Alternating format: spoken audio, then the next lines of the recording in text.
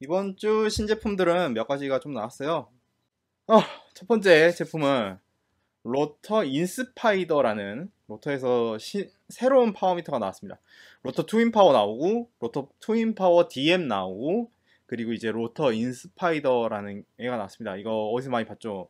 쿼크 그 스파이더 유닛처럼 생겼는데, 가닥 이야기에서 로터에 다른 크랭크들하고 다 DM 방식 크랭크들하고 다 호환이 되고, 이걸 사면 MTB에도 꼽았다가 체인링 바꾸듯이 로드에도 꼽았다가 뭐 그런 식으로 쓸 수 있다라고 이야기를 하고 있어요. 그래서 파워미터 하나 사서 여러 자전거에 돌려 쓸 수 있다라는 게 가장 큰 장점입니다. 일단 2단 다 체인링 호환되고 4V 방식의 BCD 110, 뭐 마운틴 바이크, 로드 사이클, 그래블, 사이클로 크로스 뭐 다 된다. 무게 149g. 이거 스파이더 가격만 해서는 이제 649유로. 유로하고 달러가 왜 똑같은 가격인지 저는 잘 모르겠어요. 아무튼 649달러. 호환성이 좋다라고 이야기해봤자 사실 자전거 여러 대 있다고 일단 크랭크를 다 똑같은 걸 써야 되는 데다가 모터 DM 방식 크랭크를 써야 되는 데다가 그때그때 탈 때마다 크랭크 분해해가지고 파워미터 달고 떼고 막 이렇게 한다? 글쎄요. 누가 그렇게 할 수 있을지 저는 잘 모르겠습니다. 아무튼 그리고 그 튜블리스가 프로펠러턴에서 메이저해질 것이냐, 튜블리스 타이어가 과연 정말 대세가 될 것이냐라는 이야기에 뭐 전체적으로는 튜블리스 기술에 대해서 좀 확신이 있고, 그리고 나중에 점점 기술이 그쪽 방향으로 갈 것이다. 월드투어 프로펠러턴 선수들이 가장 쓰는 가장 큰 이유가 타이어가 펑크가 나게 되면은 튜블러는 본딩이 돼 있잖아요. 그래서 타이어가 달려있는 채로 계속 갈 수는 있어요. 그러니까 팀카가 와서 자전거를 교체해 준다든지 휠을 교체해 준다든지 그렇게 해줄 때 그때까지 그래도 좀 정말 안 밟히지만은 갈 수는 있는데, 클린처나 뭐 튜블리스도 펑크가 나면은 어느 정도 붙어 있긴 하지만 결국에 좀 타면 바로 타이어가 벗겨져 버리죠. 그래서 뭐 튜블리스가 정말 대세가 될 것이냐, 저도 튜블리스가 나중에 대세가 될 거라고 생각은 합니다만은 지금 거의 다 클린처 휠들은 다 튜블리스 레디로 나오고 있잖아요. 마치 지금 자전거 구동계의 대세가 디스크 구동계로 가는 것처럼 튜블리스도 그쪽 방향으로 가고 있고, 그러니까 뭐 결국엔 대세가 될 것 같습니다. 하지만 로드 튜블리스 스탠다드 자체가, 기준 자체가 아직까지 확립이 된 게 없어요. 그래서 앞으로 회사들끼리 정확한 규격으로, 튜블리스는 특히나 클린처 이쪽 타이어보다 더 아무래도 튜브가 없이 타이어만으로 공기를 담아내야 하기 때문에 림하고 타이어에 대한 좀 더 까다로운 규정이 필요합니다. 그러니까 공차가 적어야 돼요. 더 정밀한 타이어가 나와야 되고 정밀한 림이 나와야 됩니다. 그래서 그 부분에 대한 스탠다드나 기술적인 이슈들이 점점 개선이 되면은 튜블리스가 더 대세가 될 것이다 라는 이야기고요. 세라믹 스피드에서 작년에 저항이 줄어든 구동계, 그러니까 샤프트 방식의 구동계를 발표를 했었죠. 근데 그때는 좀 컨셉 느낌이었고, 이번에는 이름까지 확정을 해서 드리븐이라는 이 샤프트 방식 구동계, 그리고 변속 시스템까지 다 공개를 했습니다. 구조 자체는 역시나 이 샤프트가 통째로 돌아가는 부분이 있다 보니까는 당연히 무선 변속을 채택을 했고요. 구조는 여기 롤러가 달려있는 이 부분이, 여기 스크린샷 보면은 바깥쪽에 있는 애가 이동을 하면서 먼저 변속이 되고 안쪽에 고정돼 있던 애가 따라서 오게 되면서 변속이 가능하게 하는 변속 메커니즘을 공개를 했어요. 그리고 마운틴 바이크라든지 이런 쪽에도 할 수 있다라고 이야기를 하고는 있는데, 아직까지는 그래도 기술 컨셉 정도지 실제로는 보시게 되면은 프레임 형태라든지 이런 게 벤지지만 벤지가 아닙니다. 그러니까 벤지긴 한데 뒤쪽으로 휠이 빠지도록 구성되어 있어서 이 휠 간극을 조절을 하도록 되어 있는데, 이게 이렇게 되어 있는 이유 중에 가장 큰 부분은 변속은 그렇게 한다고 치고 문제는 그럼 휠 교체는 또 어떻게 할 것이냐, 이런 부분이라든지 다양한 아직도 고려해야 되는 부분들이 많이 있기 때문에 뭐 좀 더 진짜 실제로 구동될 수 있는 방식은 기다려 봐야 될 것 같습니다. 안 보셨던 분들은 한번 봐보세요. 이런 식으로 변속이 이루어지게 됩니다.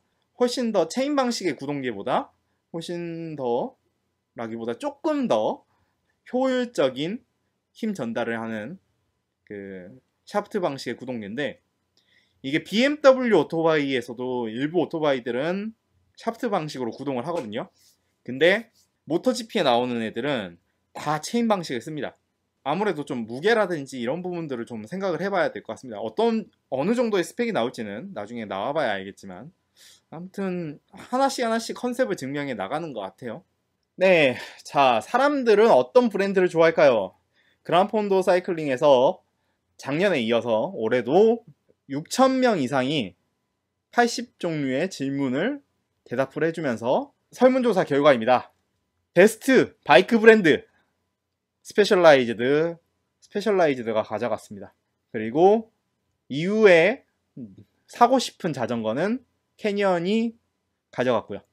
자세하게 보죠. 자세하게 보시면은 이쪽 분면은 독일, 오스트리아, 스위스 쪽에서 답변들을 모은 것이고, 이쪽의 것들은 전 세계를 대상으로 나머지 나라들의 답변을 모은 겁니다.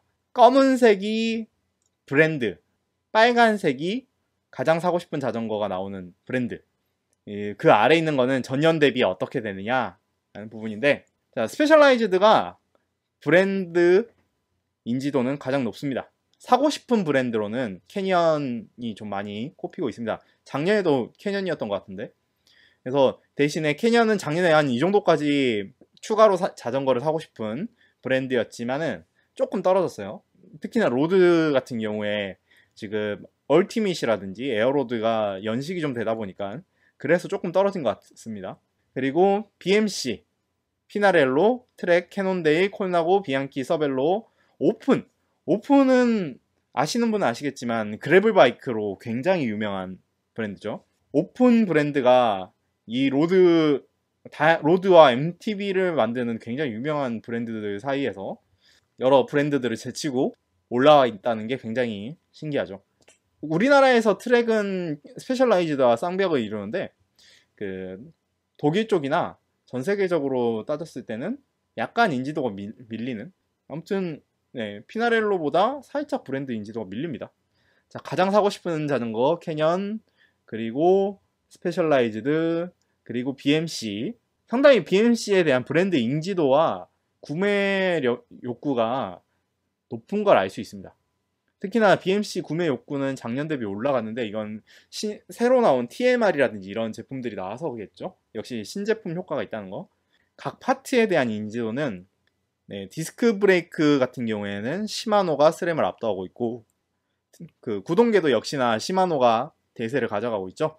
재밌는 점은 그 라이딩 글래시스, 고글, 역시나 오클리가 많이 먹고 있는데, 독일 쪽은 그 아디다스가 2등인데, 아디다스 우벡스 2순위인데 전 세계로 가면 루디 프로젝트가 2등이죠. 타이어는 여전히 컨티넨탈. 대신에 독일은 뭐 슈발베가 독일 브랜드 같은 느낌이니까, 뭐 느낌이 아니라 실제 독일 브랜드니까 슈발베가 2등인 거고, 전 세계로 따지면은 비토리아로 갑니다. 안장은 피직. 근데 재밌는 거는 그 독일, 유럽 쪽은 셀레 이탈리아, SQ랩 순이고, 스페셜라이즈드 안장이 이제 전 세계적으로는 좀 많이 쓰는 걸로 나와 있습니다. 그리고 우리나라는 그렇게 CD 신발을 많이 안 쓰는데, 이제는 해외에서는 CD를 가장 많이 쳐주고, 세계적으로는 스페셜라이즈드에 대한 인기가 많다 느낌. 휠셋은 DT 스위스. 사이클링 어퍼럴 같은 경우에는 여전히 라파는 인기가 많은데, 독일 쪽에서는 아수스를 좋아하고, 그리고 세계적으로는 좀 카스텔리, 그리고 역시나 가민이 50% 60% 정도를 먹고 있는 그 GPS 바이크 컴퓨터 시장이고요. 헬멧은 세계적으로는 카스크가 역시 유명하고, 대부분은 지로.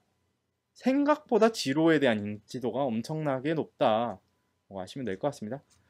이거는 인제에서 이번 제 영상 보시면은 그 대회에서 우승을 한 임경혁 선수의 데이터인데 보면은 2시간 7분 기록인데 2시간 7분 기록에 평파가 301이죠. MP가 328.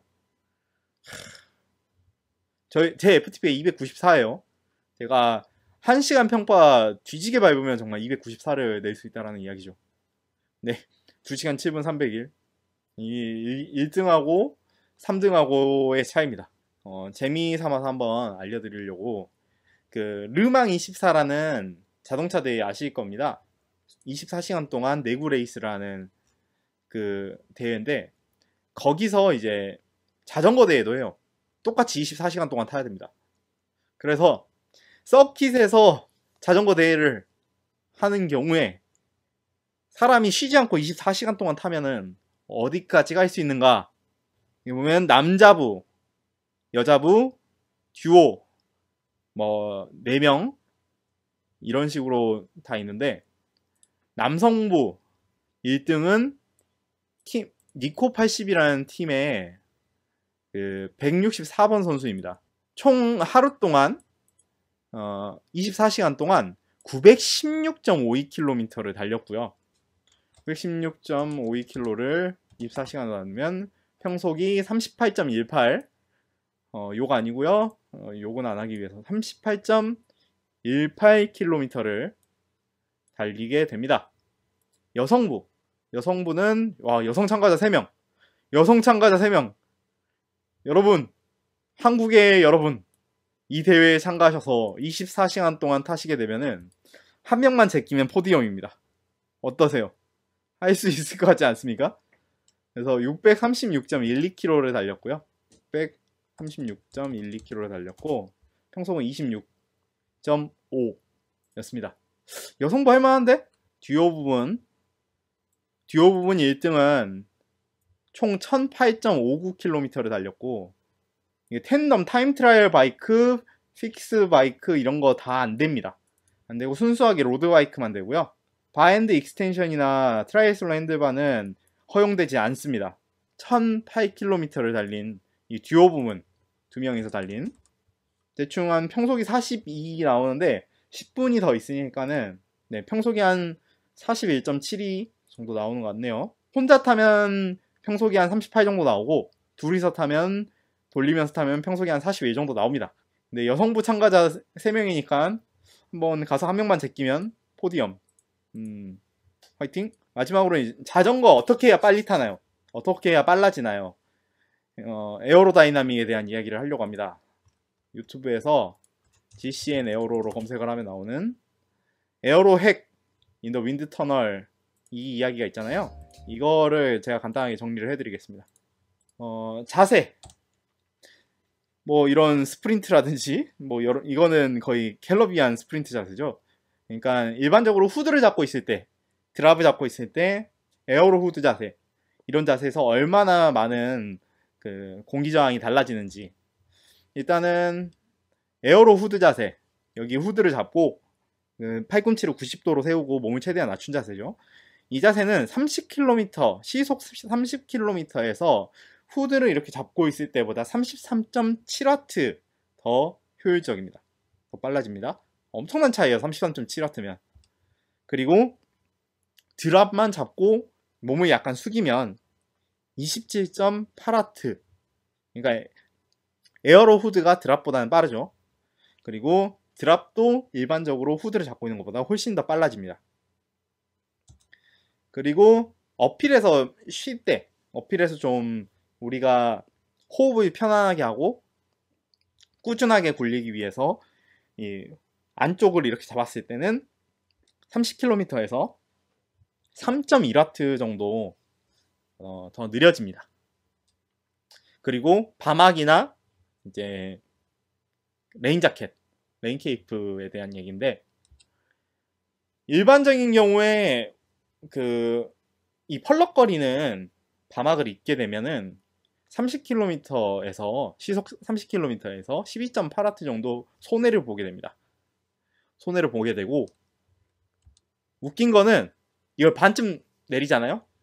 그러니까 이게 다 풀어헤친 게 아니라 반쯤 내리게 되면은 그럼 그 9.9W 느려집니다. 무슨 말이냐면은 다 입으면 12.8W 정도 손해를 보는데 이거 반을 열어요. 그러면 이 안에 공기가 들어가서 둥글게 되잖아요. 그러면서 저항이 조금 낮아져요. 9.9W 9.9W 느려지는 효과를 보게 되고요. 그리고 이걸 아예 다 풀어헤치고 사람들이 다 펄럭이면서 이렇게 타고 가잖아요. 그러면은 16W 느려집니다. 16W면은 거의 영역대도 넘나들 수 있는 큰 값이거든요. 네. 그래서 만약에 내가 좀 더 힘들게 타고 싶다 하면은 바막을 걸치시고 집을 다 여세요. 그러면은 펄럭펄럭 하면서 느려질 수 있습니다. 그리고 만약에 바막을 벗었어. 해서 등 속에 이렇게 넣게 되면은 1.1W 빨라집니다. 이 등 부분이 이렇게 둥글게 되면서 공기 흐름이 좋아져서 1.1W 정도 빨라지게 되고요. 그리고 수염. 우리나라 사람들 중에 수염 이 정도로 기른 사람은 못 봤어요. 이 정도로. 이 정도로 기른 사람 없죠. 네. 저 지금 국내 자덕 중에 수염 저렇게 기른 사람 한 명도 못 봤어요. 다 외국인밖에 못 봤는데 이 정도로 기르게 되면은 45km 시속 45km에서 4.3W 빨라집니다. 목 부분이랑 이런 쪽이 좀 공기 흐름이 정리가 되면서 속도가 더 빨라진다고 해요. 그래서 혹시라도 극한의 에어로를 노리시는 분 있으면 수염을 기르십시오. 장비를 업그레이드 하는데 세라믹 스피드가 260W에선가 2W 정도 벌어주는데 얘는 시속 45km에서 4.3W 정도 벌어주니까 수염만 길어도 68만원보다 더 좋은 효과를 볼 수도 있다. 그런 소리고요. 전 수염이 잘 안 나서 모르겠네요. 자, 그리고 대망의 레이스 넘버. 배번이죠, 배번. 번호표. 번호표는 이제 거의 대부분의 대회는 앞에 이렇게 달게 되는데 저는 물론 시키는 대로 잘 안 합니다만은 이렇게 달게 되면은 시속 30km에서 8.4W 정도 느려집니다. 물론 이 예제 자체가 좀 커요. 좀 큰데 뭐 그 경우에 한 8.4W 정도 느려지고 이거를 헤드 튜브에 이렇게 감게 되면 조금 더 빨라집니다. 그러니까 이 공기 흐름 같은 거를 이쪽 공기 흐름을 정리를 해줘서 지금 30km 시속 30km에서 0.4W 정도 빨라집니다. 빨라지는데 이게 문제가 하나 있어요. 이렇게 달면은 일반적으로 우리가 대회에 나가면 대회 배번 이거 자체가 천이 아니고 플라스틱 소재 같은 거잖아요. 그래서 이거를 이렇게 해서 달아놓고 핸들바를 이렇게 돌리잖아요. 돌리면 여기 포크나 이런 부분들이 이쪽하고 이 번호표 끝부분하고 쓸려가지고 거기에 자국이 남아요. 그러니까 도색에 줄이 생겨요. 그래서 이렇게 다실 분들은 조금 주의를 하셔야 되는 게 프레임에 기스가 날 수도 있어요. 그래서 그런 거 조금 주의를 하시고 하지만 이렇게 감으면은 좀 더 빨라진다. 좀 더 빨라지는 효과가 있다. 아시면 될 것 같고 배번 등번호 등번호를 이렇게 달게 되면 30km에서 0.4W 빨라집니다. 근데 이거를 여기를 지금 이거 보면 조금 더 오므려놨죠. 샤크핀처럼 앞은 이렇게 평평하게 하고 뒤를 모아서 이렇게 둥글게 하잖아요. 그러면은 1.3W 빨라집니다. 네, 에어로 넘버입니다. 에어로 넘버. 혹시라도 나는 배번을 에어로 하게 달아야겠다 하시는 분 있으면은 이렇게 다시면은 네, 배번이 에어로 효과를 줍니다. 물론 MCT는 양쪽으로 이렇게 달기 때문에 모르겠어요. 이렇게 달아야 되나? 이렇게 달아서 이쪽에 무슨 지느러미 2개 달고 다니는 것처럼 그렇게 해야 될 것 같은 그런 느낌이고요. 그래서 이게 굉장히 흥미로운 영상이에요. 그래서 혹시라도 영어 오리지널 영상으로 보실 거면은 이걸 보시면 될 것 같습니다. 재밌는 뉴스가 있어요. 이 기사가 웃기는데 라부에타를 스페인 한 바퀴로 번역을 해놨는데 라부에타 보던 시청자가 여기 위에 정원 보고 야 이거 대마초 아니냐? 대마초 키우는 거 아니야? 라고 그 옥상 정원에 대마초 농장이 있다 라고 올렸는데 그러면서 보니까는 경찰이 가니까 진짜 대마초가 자라고 있던 거예요. 물론 용의자는 도망갔는데 아무튼 그 라브에타 보다가 대마초 찾아내서 신고한 사례가 있습니다. 오늘 제가 준비한 부분은 여기까지고요. 다음에 더 재밌는 내용으로 정리해서 찾아뵙도록 하겠습니다. 시청해주셔서 감사하고요. 주말 잘 보내시기 바랍니다. 네, 다음에 또 뵙겠습니다. 다음 주 토요일 8시에 호윤의 입터벌 세 번째 스트리밍에서 뵙도록 할게요. 안녕히 계세요.